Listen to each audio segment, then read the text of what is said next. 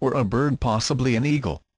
The lion and the eagle are two of the four beasts of the cherubim, the fixed signs of the zodiac. And the Rosicrucian alchemists maintained that the mysterious stone of the wise soul was compounded with the aid of the blood of the red lion and the gluten of the white eagle. It seems probable that there is a hidden mystic relationship between fire, the red lion, water, the white eagle, as they were used in occult chemistry, and the representatives of these two tribes whose symbols were identical with these alchemical elements. As the tabernacle was the dwelling place of God among men, likewise the soul body in man is the dwelling place of his divine nature, round which gathers a 12-fold material constitution, in the same manner that the tribes of Israel camped about the enclosure sacred to Jehovah.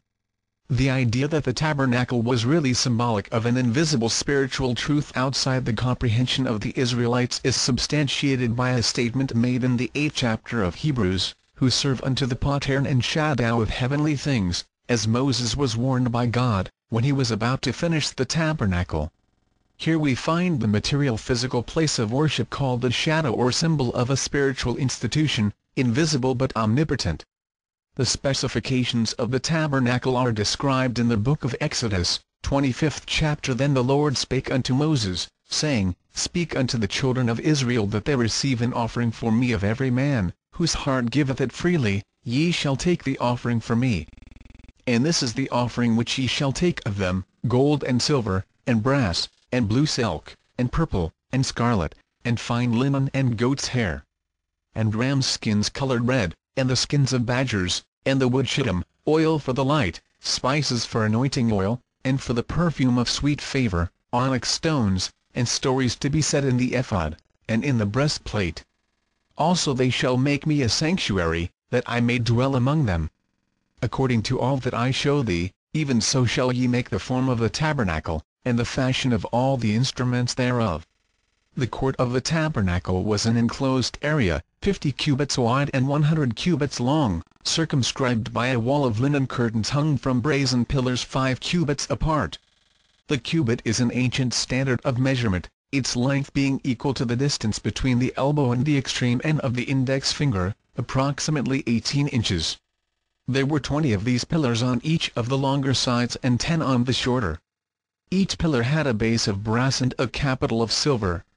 The tabernacle was always laid out with the long sides facing north and south and the short sides facing east and west, with the entrance to the east, thus showing the influence of primitive sun worship. The outer court served the principal purpose of isolating the tent of the tabernacle proper, which stood in the midst of the enclosure. At the entrance to the courtyard, which was in the eastern face of the rectangle, stood the altar of burnt offerings, made of brass plates over wood and ornamented with the horns of bulls and rams. Farther in, but on a line with this altar, stood the laver of purification, a great vessel containing water for priestly ablutions. The laver was twofold in its construction, the upper part being a large bowl, probably covered, which served as a source of supply for a lower basin in which the priests bathed themselves before participating in the various ceremonials. It is supposed that this laver was encrusted with the metal mirrors of the women of the 12 tribes of Israel. The dimensions of the tabernacle proper were as follows: its length, when it was set up, was 30 cubits, and its breadth was 10 cubits. The one of its walls was on the south, and the other was exposed to the north, and on the back part of it remained the west. It was necessary that its height should be equal to its breadth 10 cubits. Josephus. It is the custom of bibliologists to divide the interior of the tabernacle into 2 rooms, one room 10 cubits wide, 10 cubits high, and 20 cubits long, which was called the Holy Place and contained 3 special articles of furniture, namely, the 7-branched candlestick, the table of the showbread, and the altar of burnt incense. The other room 10 cubits wide, 10 cubits high, and 10 cubits long, which was called the Holy of Holies and contained but one article of furniture, the Ark of the Covenant. The 2 rooms were separated from each other by an ornamental veil upon which were embroidered many kinds of flowers, but no animal or human figures.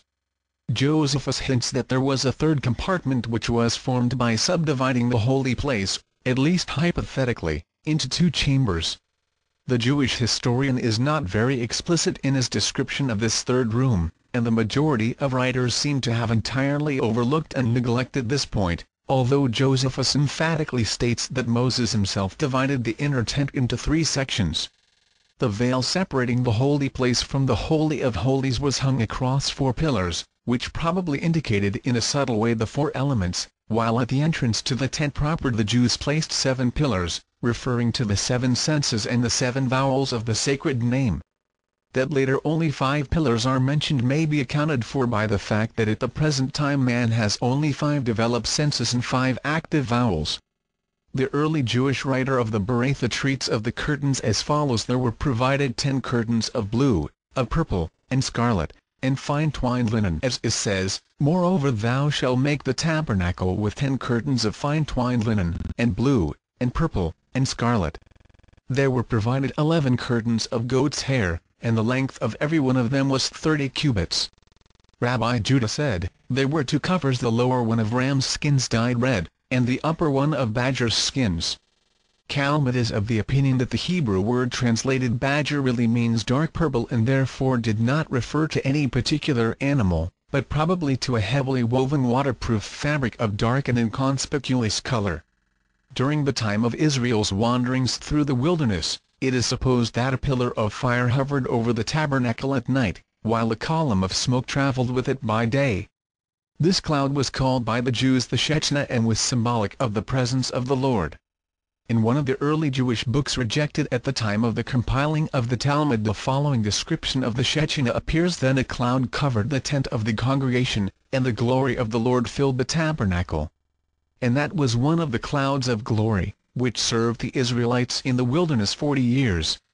One on the right hand, and one on the left, and one before them, and one behind them, and one over them, and a cloud dwelling in their midst, and the cloud, the Shekinah which was in the tent, and the pillar of cloud which moved before them, making low before them the high places, and making high before them the low places, and killing serpents and scorpions, and burning thorns and briars, and guiding them in the straight way. From the Beratha, the Book of the Tabernacle.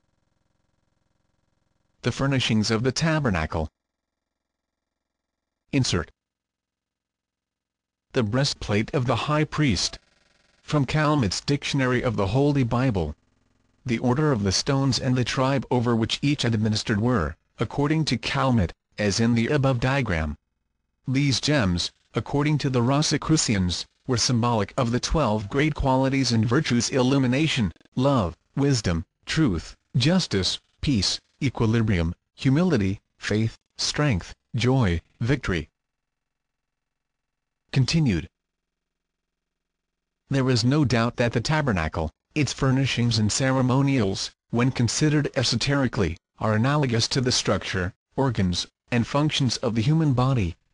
At the entrance to the outer court of the tabernacle stood the altar of burnt offerings, 5 cubits long and 5 cubits wide but only 3 cubits high.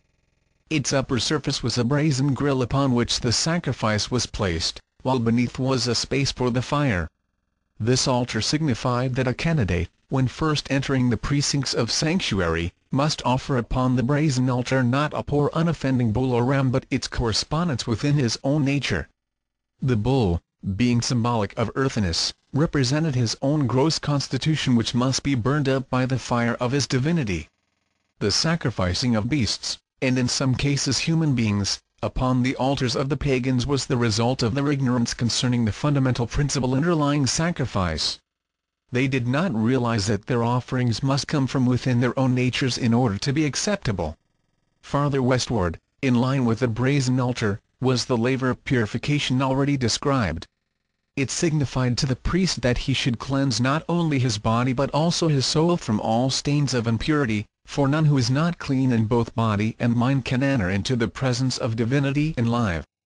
Beyond the laver of purification was the entrance to the tabernacle proper, facing the east, so that the first rays of the rising sun might enter and light the chamber.